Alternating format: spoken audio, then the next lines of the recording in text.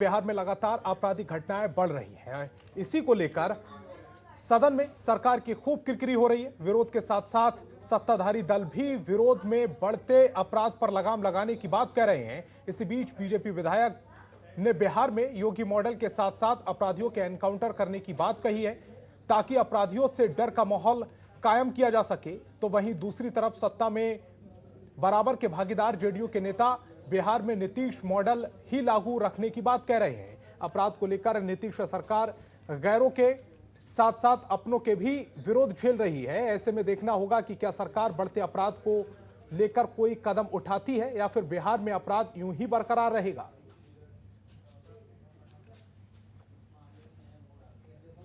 विपक्ष के लोग उठाते हैं कि ये पूरा का पूरा पहले के अपराधी प्रवृत्ति के लोगों के संरक्षण करता थे, इनके प्रश्न करने का कोई औचित्य नहीं है। लेकिन आप अगर कहेंगे कि कोई अपराधी पेशेवर है और वो अगर अपने आप को लीडर समझ रहा है तो ऐसे अपराधी की गाड़ी बिहार में पलट जाएगी, जैसे सीतामढ़ी में दरोगा की हत्या हुई और गाड़ी पलट गई। तो जब अपराधी जो लीडर होंगे, अपराधी कौन सत्ता पक्ष से कौन अपराधी है, नाम बताइए। सत्ता पोषित कोई अपराधी नहीं हो, पुराने वो 2005 के पोषित अपराधी होंगे, 2005 के पहले के पोषित अपराधी होंगे।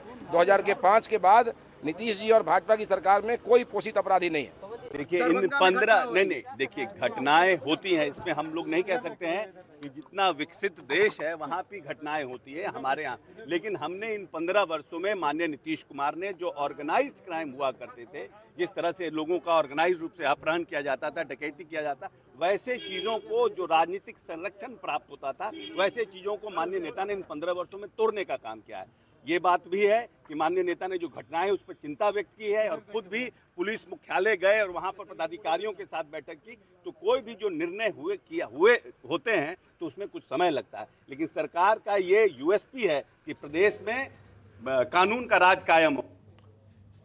बिहार विधानमंडल में बजट सत्र जैसे जैसे आगे बढ़ रहा है, सदन के अंदर और बाहर सरकार पर विपक्ष के हमले तेज होने लगे हैं। आज बजट सत्र की कार्यवाही शुरू होने से पहले ही विधानसभा परिसर में उद्योग धंधों को लेकर विपक्ष ने विधायकों ने जमकर हंगामा किया। बिहार में बंद पड़े चीनी मिलों को लेकर उन्हें फिर से खोलने की मांग की गई। साथ ही बियाड़ा जमीन घोटाले की जांच कराने को लेकर नारेबाजी की गई। माले के विधायकों ने भी उद्योग को लेकर जबरदस्त हंगामा किया। भाकपा माले के विधायकों ने आज विधानसभा के बाहर कटिहार जूट मिल, रीना चीनी मिल समेत अन्य सभी मिलों को चालू करने की मांग को लेकर प्रदर्शन किया। इसके साथ ही माले ने विधायक ने जमीन पर बंदरबाट रोकने, किसानों को उनकी जमीन वापस करने, स्वयं सहायक भूमि की माफियाओं का कर्ज माफ करने समेत कई मांगों को लेकर प्रदर्शन किया।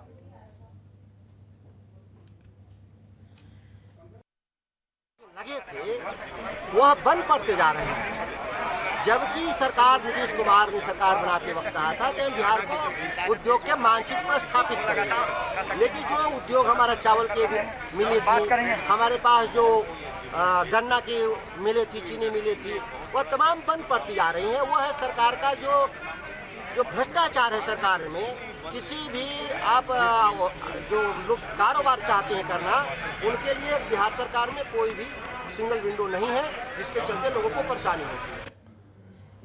मुख्यमंत्री नीतीश कुमार बिहार विधानमंडल के बजट सत्र में आज पहली दफा भौंकचक्के रह गए। विधान परिषद में उन्हीं के मंत्री के ऊपर लगे आरोपों ने सीएम को भी आश्चर्य में डाल दिया। सीएम नीतीश खुद कहने लगे, यह तो आश्चर्यजनक बात है। दरअसल सीएम नीतीश की यह फजीहत उन्हीं के मंत्री और सन ऑफ मल्ला के नाम से फेमस मुकेश सहनी ने करा दी है। विपक्ष का आरोप है कि 2 दिन पहले हाजीपुर में पशुपालन विभाग के कार्यक्रम में मंत्री मुकेश सहनी की जगह उनके भाई सरकारी गाड़ी से कार्यक्रम में पहुंचे और विभाग की तरफ से आयोजित कार्यक्रम में चीफ गेस्ट बने।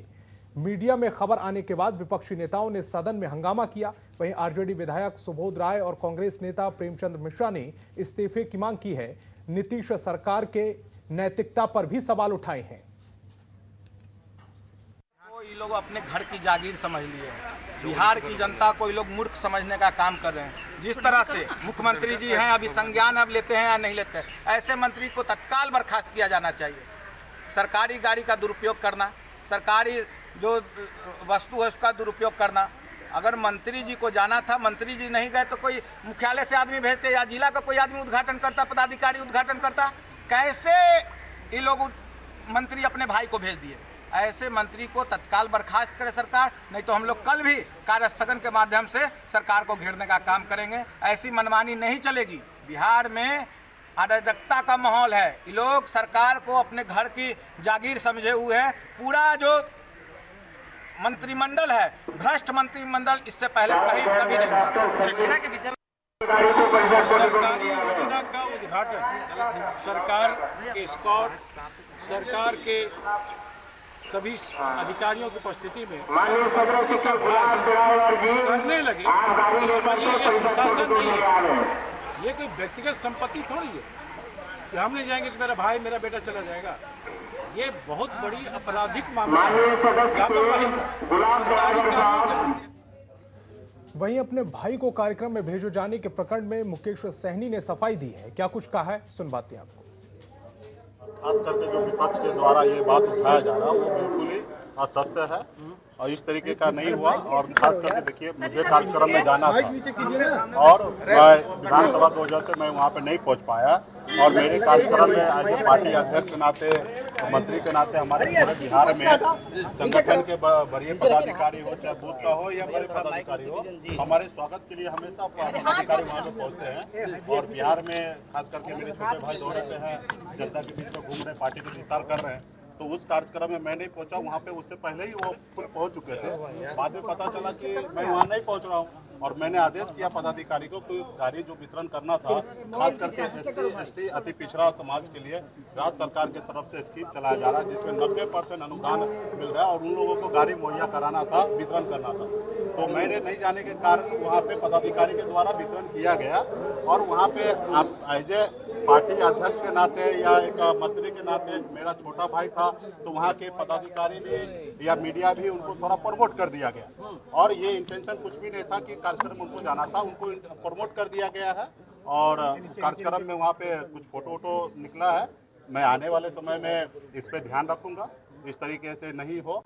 मधुबनी जिले के जयनगर प्रखंड के बेहली पश्चिम पंचायत विकास के पथ पर है। पंचायत में विकास की गंगा बह रही है। बेहली पश्चिमी के मुखिया मदन कुमार यादव ने पंचायत के विकास के लिए जो भी प्रयास किए हैं वो सराहनीय हैं। मुखिया जी ने सरकार की सभी योजनाओं को धरातल पर उतारने का काम किया है, चाहे वो पक्की सड़क हो या फिर घर बिजली। इसी को लेकर मुखिया मदन कुमार यादव से जनतंत्र टीवी ने खास बातचीत की है। इस बातचीत के दौरान मुखिया से कई मुद्दों पर चर्चा की गई। क्या कुछ कहना है मुखिया का और क्या कुछ कहना है जनता का, दोनों सुनवाते हैं आपको। कार्यक्रम मुखिया जी बोलीना में आपका स्वागत है। अभी हम हैं मधुबनी जिले के बेलही पश्चिमी पंचायत में और हमारे साथ वर्तमान मुखिया जी हैं और तमाम स्थानीय लोग भी हैं। आप तस्वीरों में देख सकते हैं कि तमाम लोग जो हैं वो खड़े हैं और आयुष्मान भारत योजना के तहत जो गोल्डन कार्ड बनता है उस कार्ड को बनाने के लिए लगे हुए हैं और मुखिया जी खुद इसकी मॉनिटरिंग भी कर रहे हैं। मुखिया जी की कोशिश है कि तमाम लोगों को इसका लाभ मिल सके। केंद्र और बिहार सरकार की जो भी योजना है उसका लाभ सभी गरीबों को मिले, इसको लेकर ये लगे हुए हैं। मुखिया जी ये बताइए कि क्या कुछ किया है आपने, क्योंकि आप जब से मुखिया हैं तो क्या क्या काम आपने किया है जो जनता को फ़ायदा मिलने वाला? मैं ऐसे तो 2009 से ही प्रतिनिधित्व करता हूं इस पंचायत का। 2009 में मैं पैक्स अध्यक्ष बना था, अभी मैं तीसरी बार पैक्स अध्यक्ष भी हूं।